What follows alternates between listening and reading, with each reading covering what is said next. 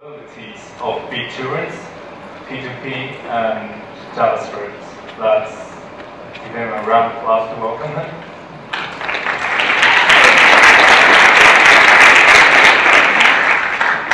Hello, is this thing on? Hey, I'm Mathias. I just found this pair yesterday.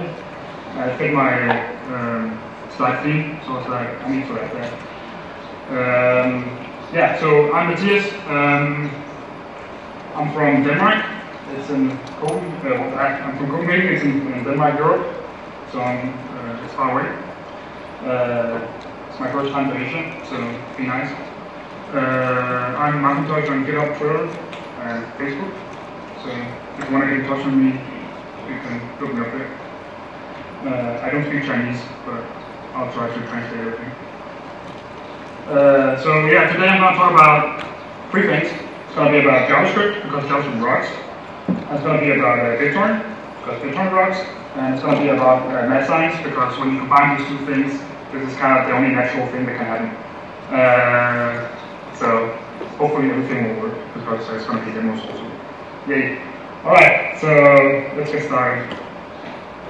So I want to briefly just take a step back from the JavaScript thing and just try to talk a bit about how BitTorrent works, because it's a really interesting protocol.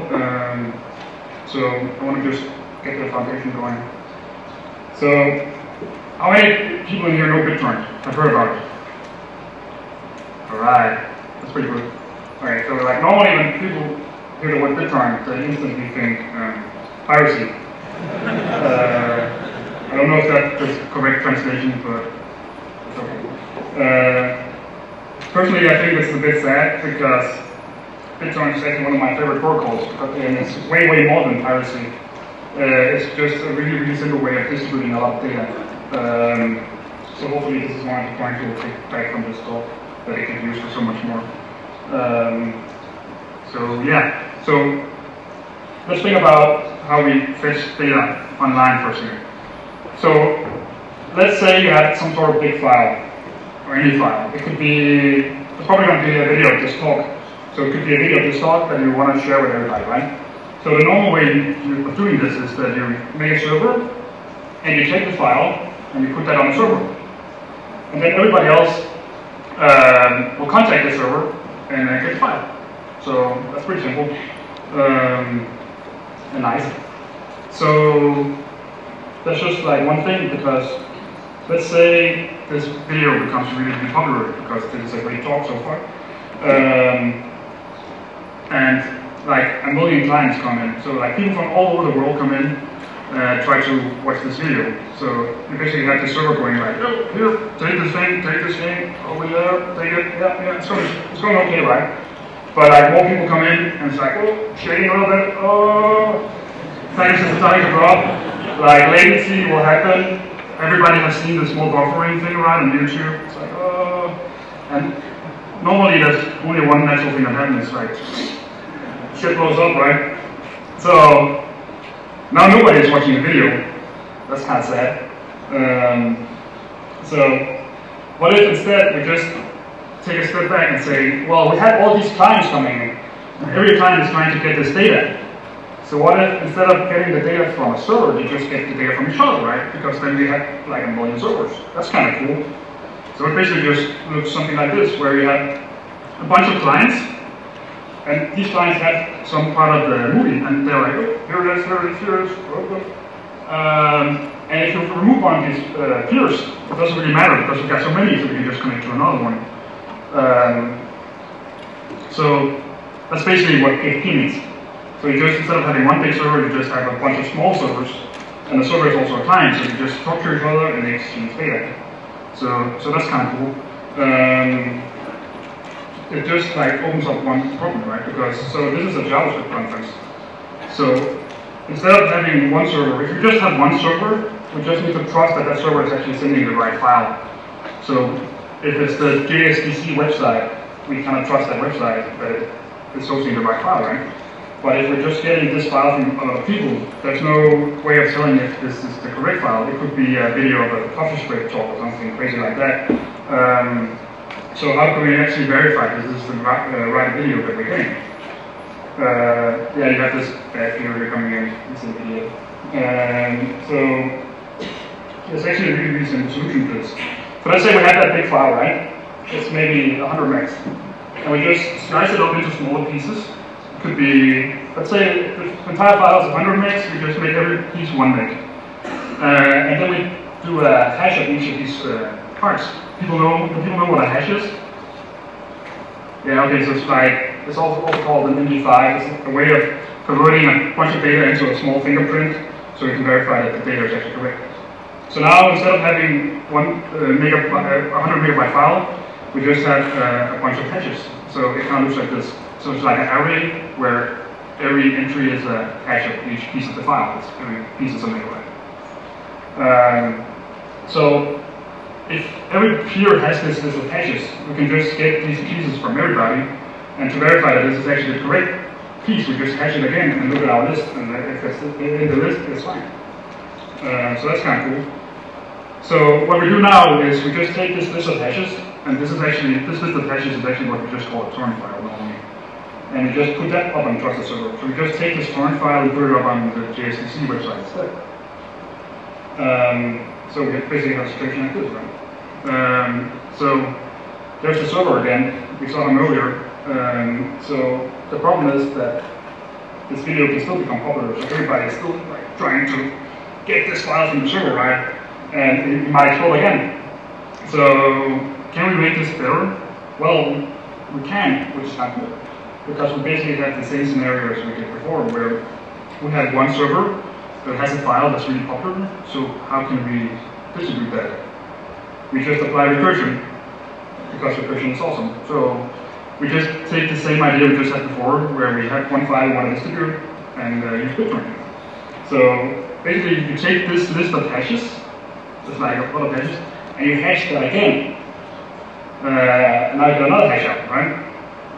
So you just had every peer send hashes to each other, and to verify that these hashes are actually correct, we just get all the hashes, and then we hash them again, and we verify that this hash is equal to our magnet length, that is the hash of all the hashes, right?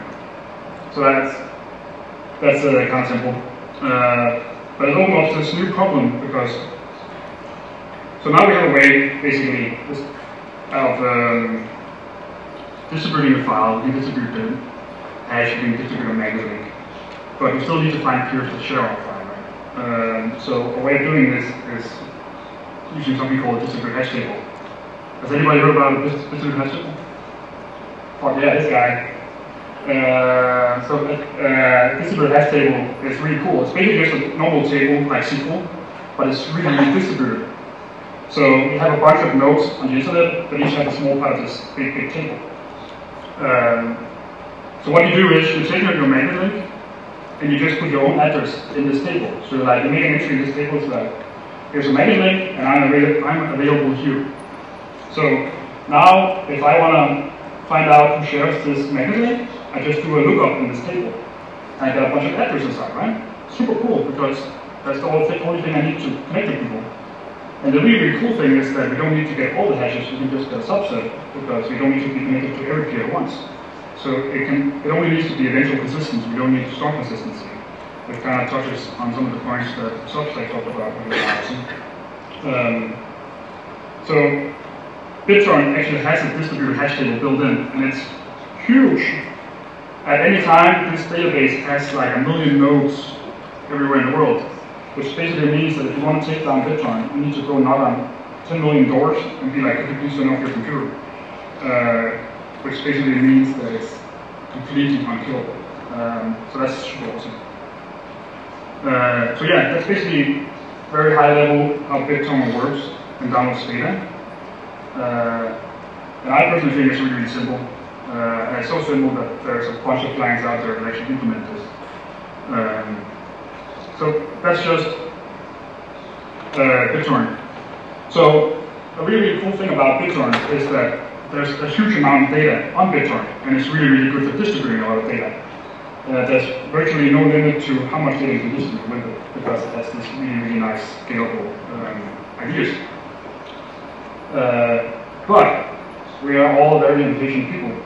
And what we really want is we want to have access to all of this data instantly, right?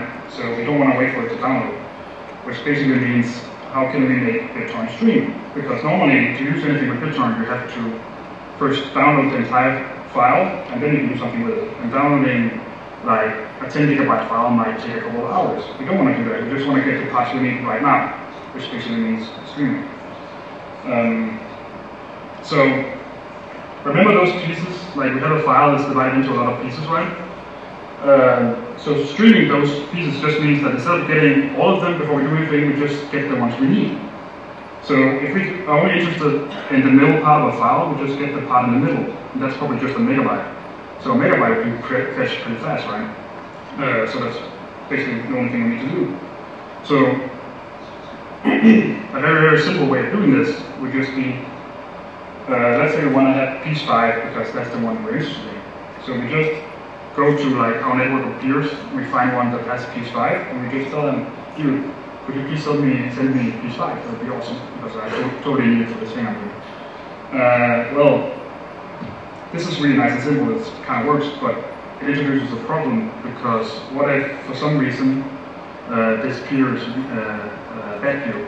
Like, what if he's for some reason really slow, or he's sending the wrong piece or something, right? So if he's sending a piece really, really slow, it's not really streaming because it might still take an hour to get a megabyte. So this kind of doesn't work. It's too simple. But luckily, we can easily improve this algorithm by just fetching from 2 people at once, right? So what we can do is we can just take all these peers that we connected to, and we just somehow apply some sort of ranking to them. So let's say, let's assume that we track how fast we download from each peer, and we just select the top 5, right? So every time we want a piece that's really, really important, like the one we need right now, we just contact these 5 peers and ask them, could you all send me this piece? Because now, if one of them becomes bad for some reason, it doesn't matter because we're still getting a piece from someone else in a really fast way, and we can actually just detect that he's becoming bad and swap him in, so we swap him out with a new peer. That's good, right? So this is a way that we can concurrently fetch critical pieces that we need. So the thing about this is that since we fetch the same piece more than once, we actually waste bandwidth because we're fetching the same piece more than once. So this doesn't really matter because we're only doing this with critical pieces. So basically, if you watch a video, for example, the critical piece is the one in the beginning because that's the one you really need to start showing some video. But after you have that critical piece, you're probably gonna watch the video slower than you can download the next piece. So we don't need to be so aggressive about getting the next piece, right? So it doesn't really matter that we wasted the bandwidth. It's this cool. So yeah, for the fun part. So this algorithm I implemented in JavaScript. It's called torrent stream. So it's basically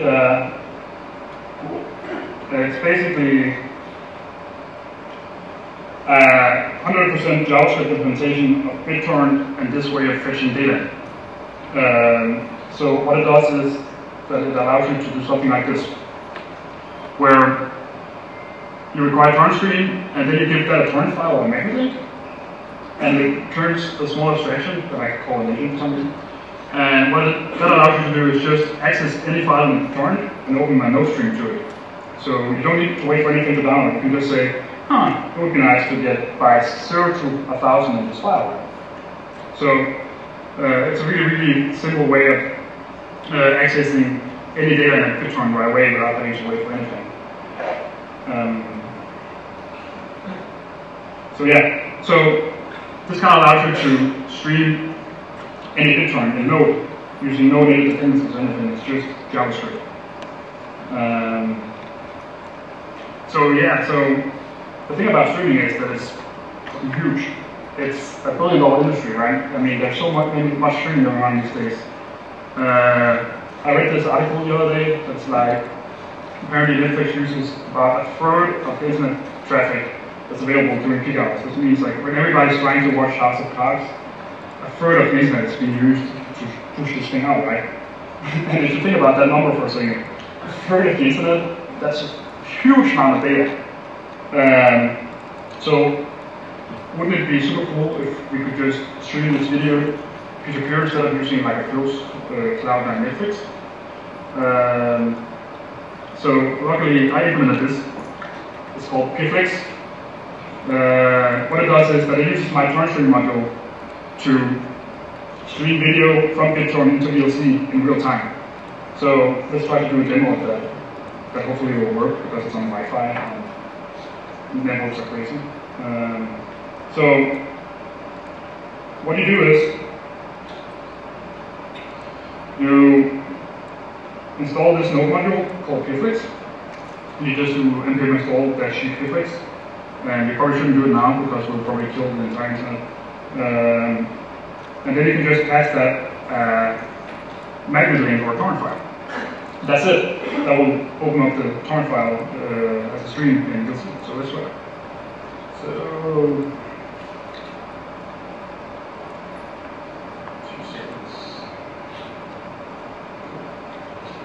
So you just want peerflix, and I had a torrent file here of a movie I found the other day. And what will happen now is that we'll use the algorithm that I talked about in the beginning and start fetching critical pieces from a lot of people. And once it has enough, it starts playing video. So this is actually happening in real time. Nothing is buffering.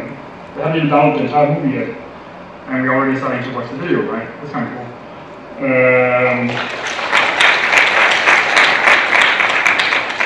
And the cool thing about this is that, if you remember my previous slide,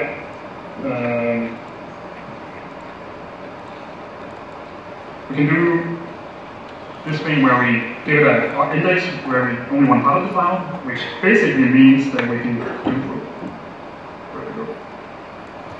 stuff like this, where we just skip in the file by clicking anywhere in the player, which will just fetch another part of the torrent. We don't need to be in the beginning, it can be any part of the torrent. It doesn't matter, and this is still downloading, and if you look here, all these people we're downloading from, it's kind of crazy. We're downloading this file from like 30 people in the entire world right now. Just stopping that.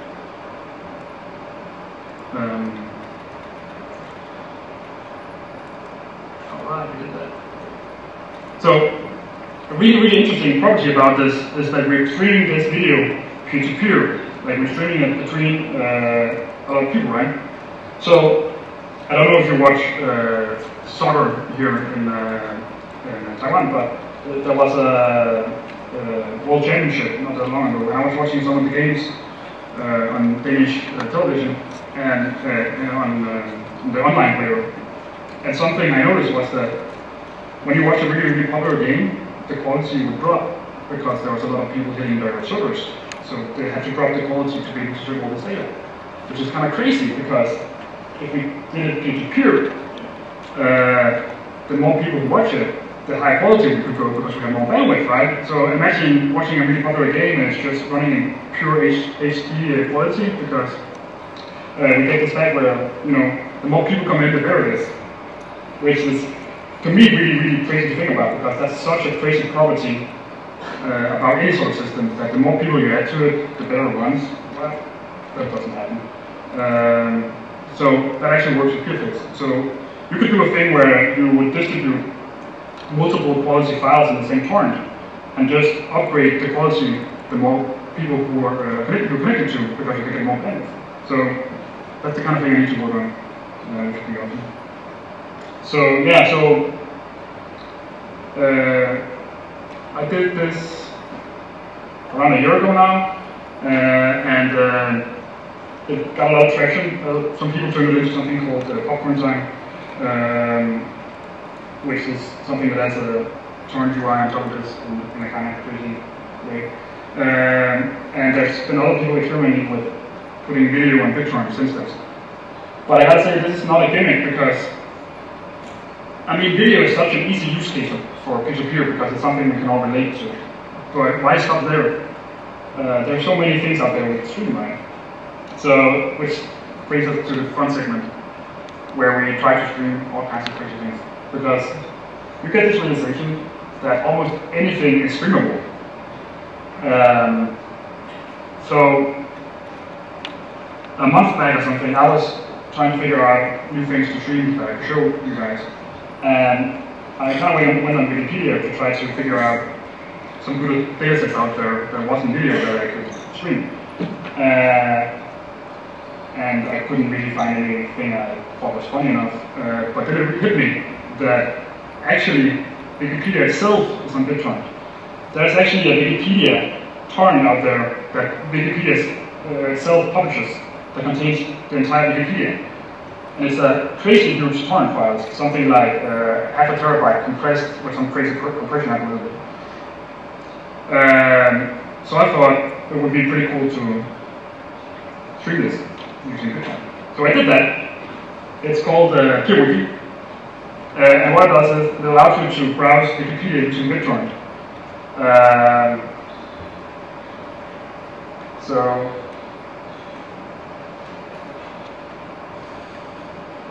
it's this crazy thing that I basically downloaded some of the torrent and I started reading the spec on how this Wikipedia format worked, and I started implementing a streaming parser in Node that allows me to read this file. So what you can do is you can install peerwiki using npm, and let's try to do that.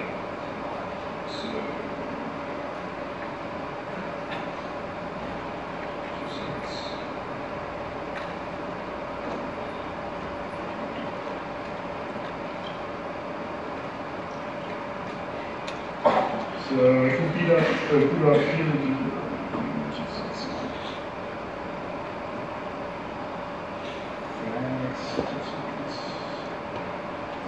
Alright, hopefully it will work.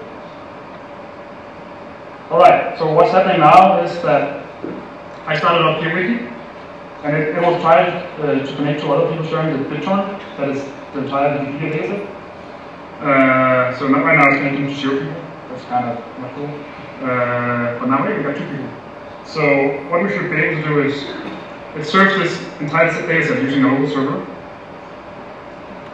So it should be running here. Oh yeah.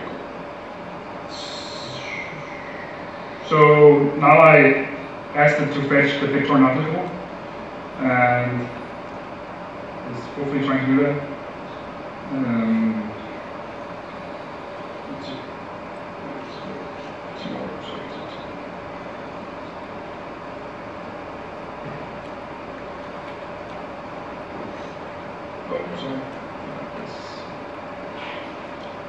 Alright.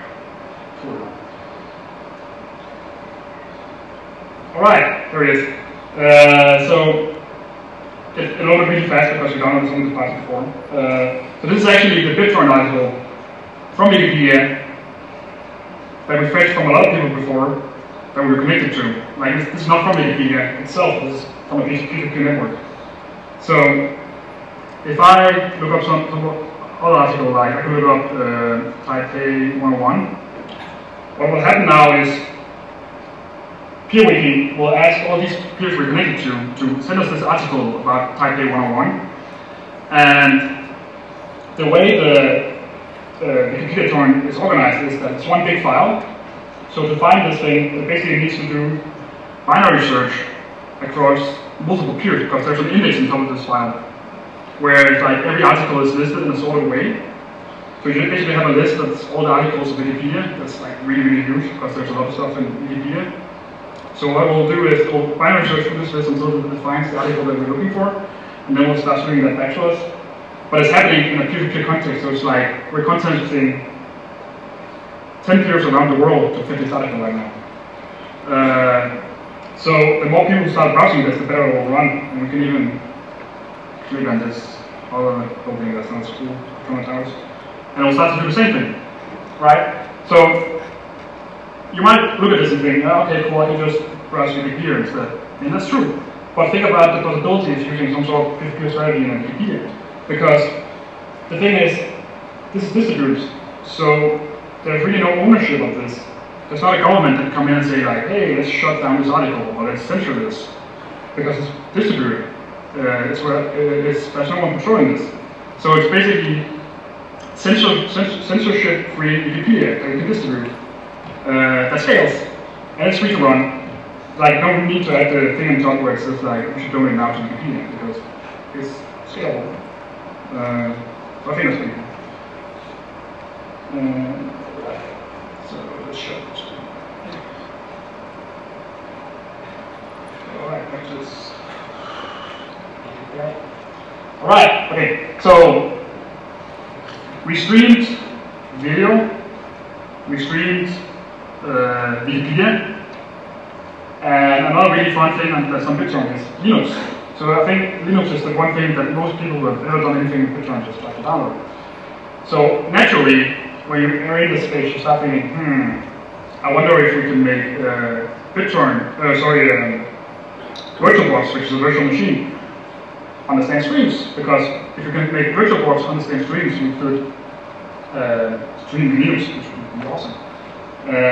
Well, actually, that's actually a really bad idea because it would be way cooler if instead of doing anything with VirtualBox, we could just do nothing and then just make stream BitTorrent work with everything. So how would you do that? Well, I'm doing this cool thing that's called torrent-mount, and it basically allows you to mount any torrent as a file system, right? So what it does is that you can take a torrent and you can pass it to torrent-mount. It will make a virtual file system that exposes these files, this torrent as a regular file, so you can just read and it will stream underneath. So it basically makes any program work with streaming the torrent. So just to show a quick demo of that, so it's called,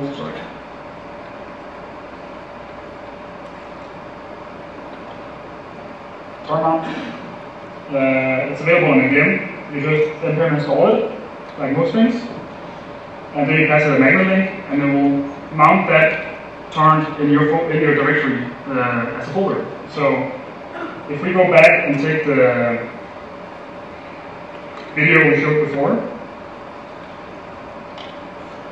and mount that, we should be able to just go to our finder.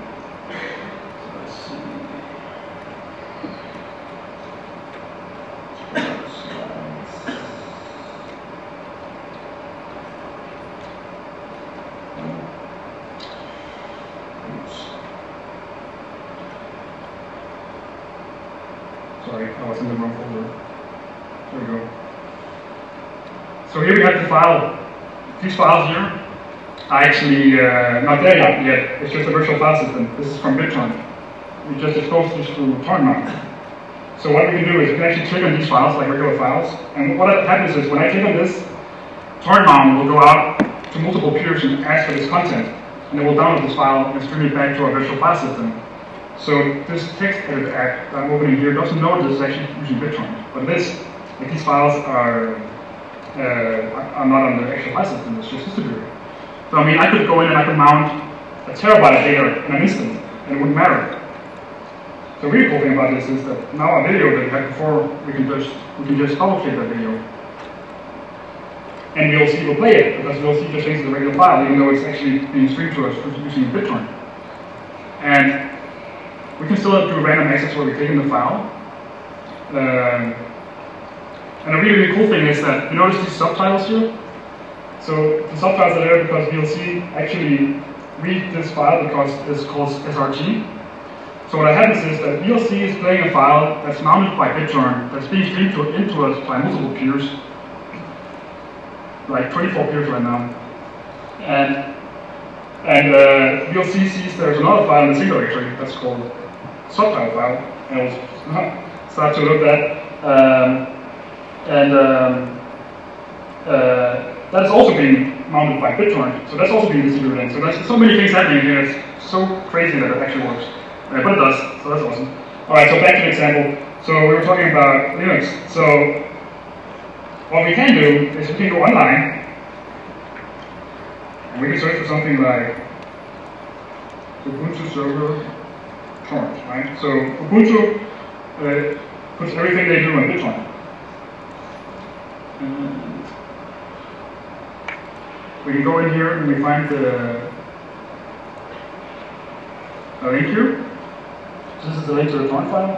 I'm just going to download the torrent file.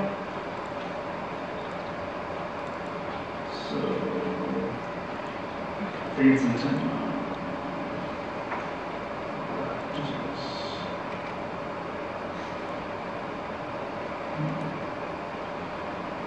Alright, so I downloaded the torrent file for Ubuntu. I just mounted that using torrent-mount. So I just passed the torrent file to torrent-mount. And we wait for some future. Yeah, alright, cool. So now we should be able to go to a file system.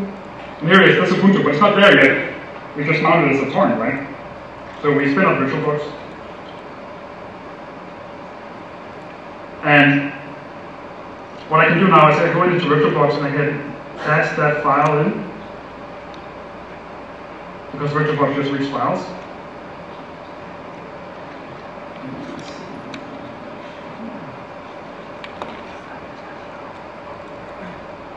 And I can just power up this virtual machine. So VirtualBox is trying to read this file, but it's actually being streamed from multiple people. And since we're in Taiwan, I'm guessing this is Chinese. All right. So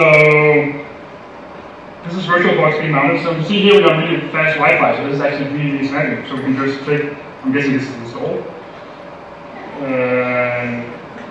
And what happens now? It actually opens up the Ubuntu installer, right? Just connect. Sure. And actually starts to install Ubuntu, even though we're using BitTorrent, and the file's not there yet. So I mean, this could be a Ubuntu ISO file that had like a terabyte of data. It didn't matter because VirtualBox is just saying, I want to read by 100 to 1,000 in this file, and now I want to read by 1 million to 2 million. And the torrent-mount thing is just fetching that thing from multiple computers. So I think that's kind of funny. Let's shut this down.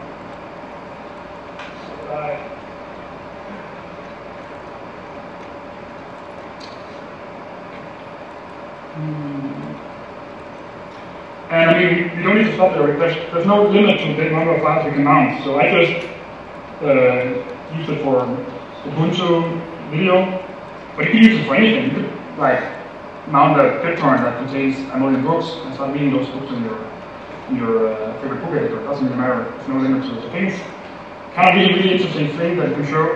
Interesting thing that shows the crazy possibilities that are in these days when you use something like p2p systems.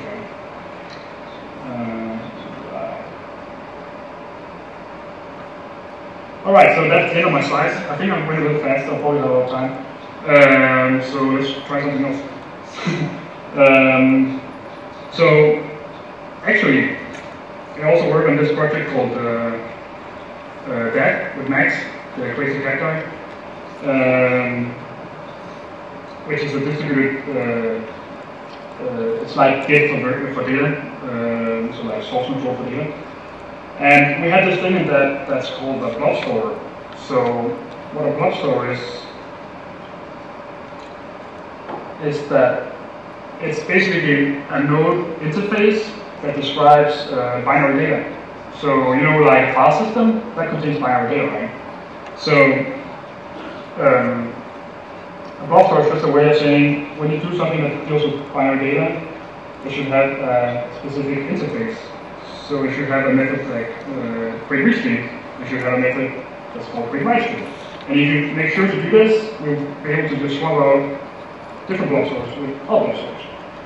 So this is something that we use a lot in DAG because we just have a thing initially where we just store everything on the file system.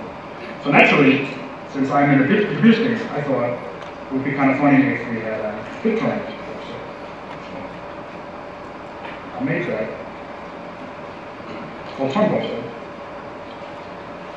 So it's basically just this interface, but it works with BitTorrent, which means that you should, I haven't tested this already because it's kind of new, but you should be able to use any BitTorrent with DAG.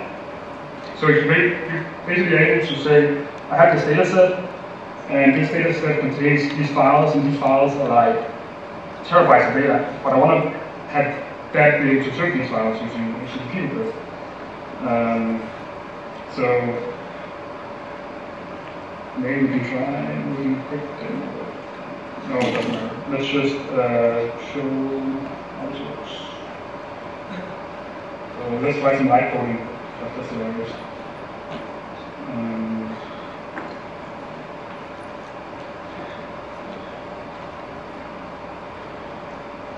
Alright, so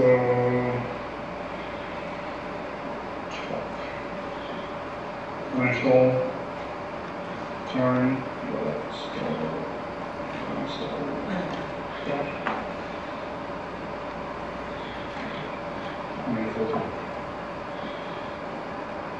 so let's say to finish. That's a lot of dependencies. While we do that, we can just start putting the program. So what I want to be able to do is I want to have that up and running and make sure it's BitTorrent.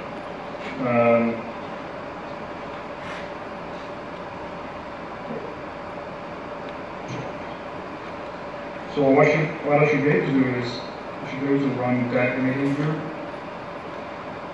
Hold down enter. I should probably make this bigger.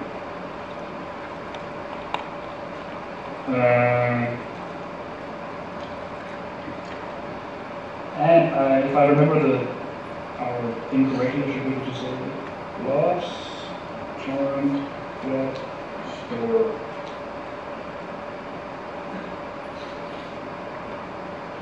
Let's see if I have it open already.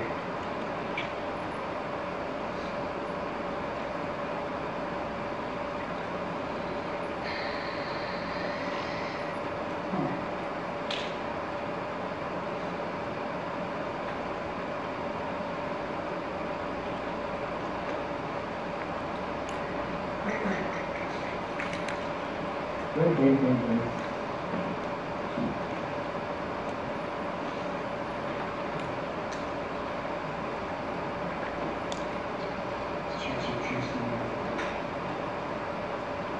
Maybe we crash the network with all of BitTorrent stuff. That'll be kind of fun. Ironic.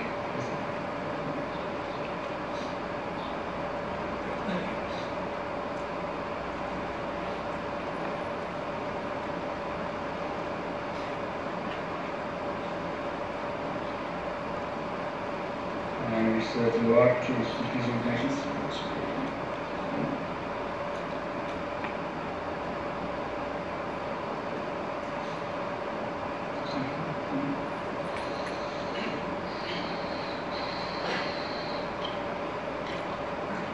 Let's give it a final try and then I can just compare.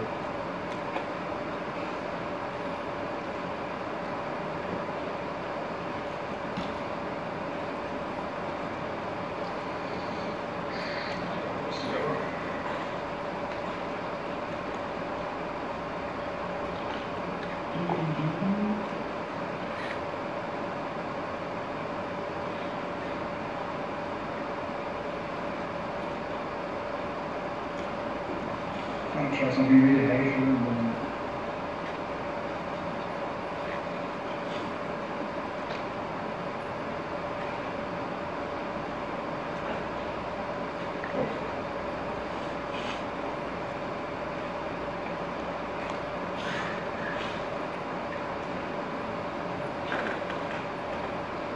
Alright, fair enough. We'll deal with that later.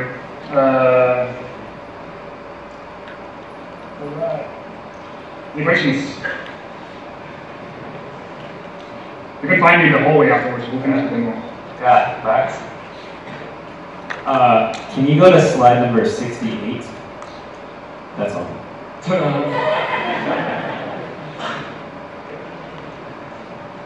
Yeah. Anyone else? Unless it's a slide change request, because I think it's going to conflict.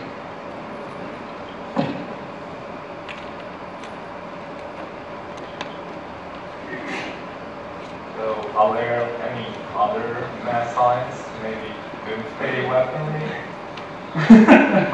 Actually, there's this other guy. So, peer-to-peer node is kind of a thing that's up and coming, and it's going really, really fast these years. And this other guy who's also in the peer-to-peer space is doing something called BitTorrent, which is kind of like the same idea as I had here, but trying to make the entire thing work in the browser without any node. So imagine having a website you go to that's just like, go to this website and you can do BitTorrent. So I think this could be the second failure of my job. Let's try. I think he made it work.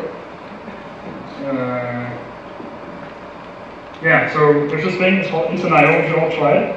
Basically what it allows you to do is you can just take any file,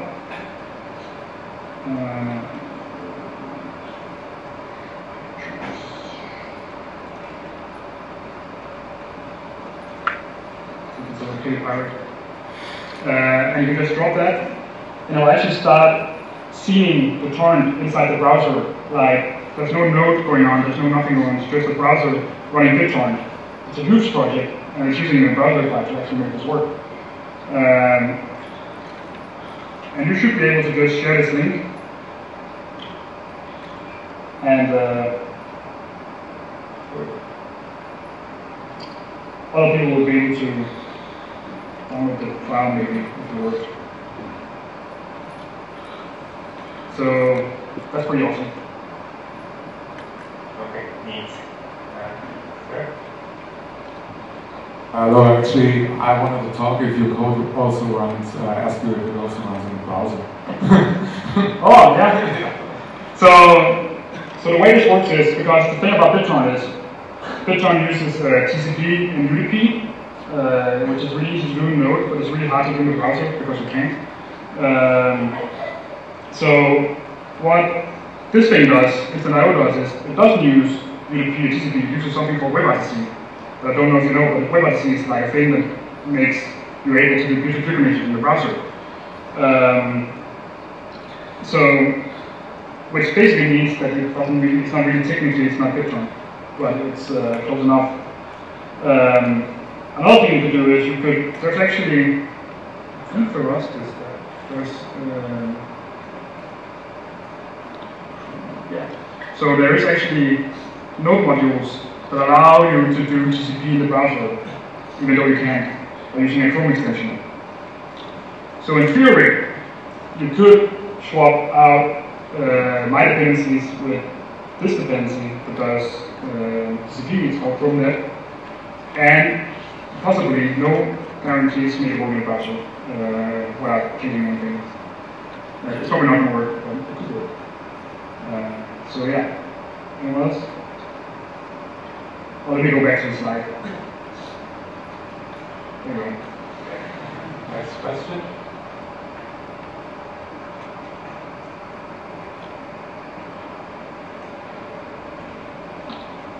Hey, why do you think that Netflix don't use torrent-mount or peerflix? What's in the way for that? So I'm pretty sure they wouldn't use BitTorrent, because every time somebody does something with BitTorrent, they'll get sued. And it's really related to piracy. So just because it has a bad reputation, I'm pretty sure they wouldn't use BitTorrent. I'm pretty sure they are working on peer-to-peer stuff.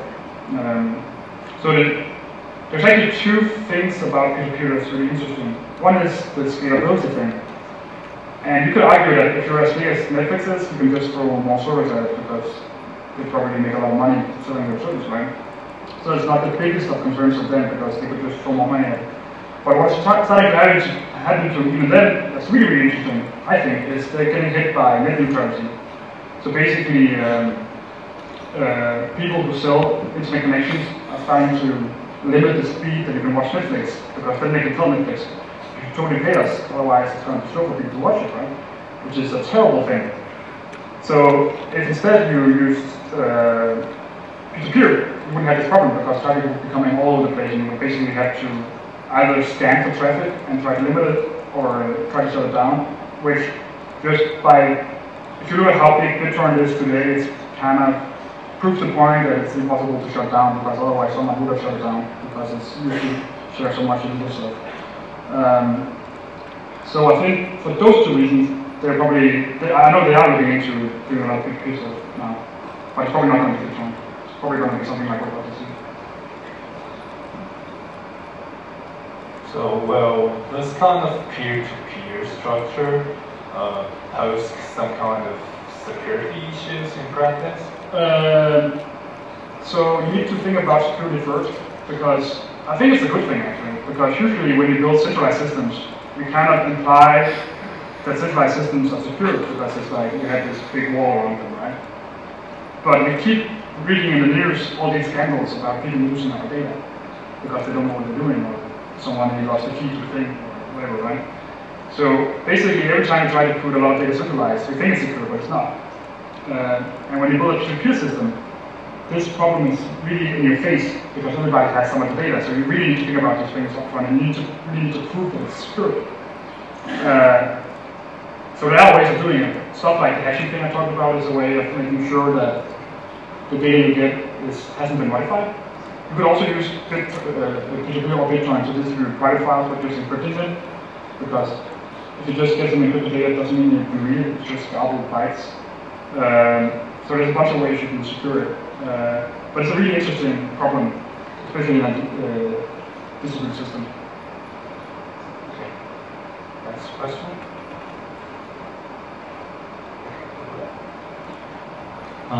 In your example, you use Wikipedia and file system, but these two are both, they are always changing, right? Like Wikipedia, there's thousands or more people are editing. So have you tried, or is it possible to allow us to keep the up to date? Yeah, so your question is really, really interesting, and I also touched on the security stuff, because BitTorrent is really, really simple because it's static. Basically, it's a really simple way of distributing a file once and not doing any updates to it. Because if you start doing updates to it, the security module in BitTorrent will break because it relies on us distributing a hash of the content. So you couldn't do it with BitTorrent. You need to apply stuff like copy-private key, cryptography, and signatures to kind of do this. So I've been asked this question before, and I think, so there are people working on systems that kind of allow you to update it, but they tend to be way more complicated. But just thinking about the wikipedia thing, if you disregard the neutrality aspect of it and just talk about scalability, you could still have a thing where you every month release a torrent that's like the entire Wikipedia and distribute that, and then you just centralize the last month of updates where people do updates to it, right? So that means that we won't distribute everything, but things that are static won't be needed to, we won't need to serve things that are static centralized, which is basically all the media content of Wikipedia. So that's one way of doing it. But you can't do it with Wikipedia system, it's just way harder. Yeah. Just because of the security thing. If you don't care about security, it's security. Okay, next question.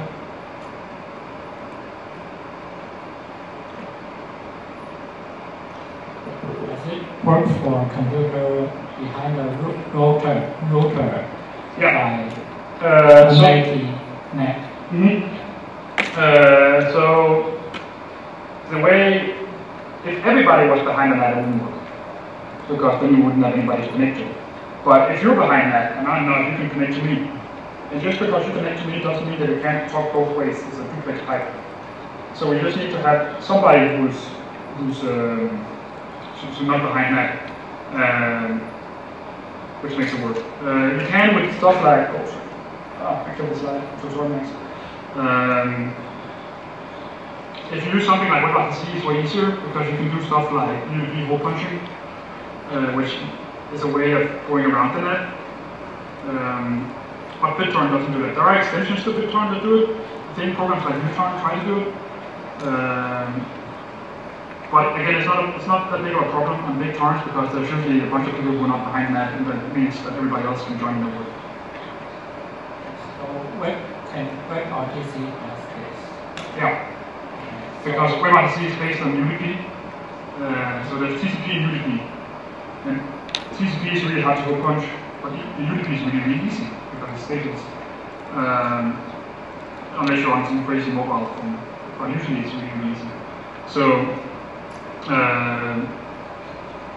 yeah, so what WebRTC you can do. Which is why most peer-to-peer things these days are being based on WebRTC because it's just really, really easy. And also it runs in the browser, which is amazing. But that means you can just go to the website and start to do a distributed network. And if you start to think about possibilities with that, your mind will explode. Okay. I have a question. Okay. What was the biggest challenge you had when you started a BitTorrent video project, and how did you start it? Sorry, can you repeat? What was your biggest challenge in the Oh, project? so the funny thing about my project here is that it actually started out as me pitching it to another guy who was starting to do Node, which was a terrible idea because it's unfortunately impossible ever that you can start doing Node. But I basically told them it would be super cool as the first project to try streaming BitTorrent time. And actually, he did it. I think it's on BitTorrent. It was on the GitHub somewhere. It kind of worked, but it had a lot of bugs because he didn't know what he was doing. But it's amazing that he got it right. So I actually tried out this thing afterwards, and I started thinking about ways we could improve it. And one thing that really interested me because I was looking at BitTorrent in general in Node, and there was these libraries that were huge. And I like to do the very modular approach that Substack also was talking about. So I started thinking about ways you could build a really, really highly modular BitTorrent client.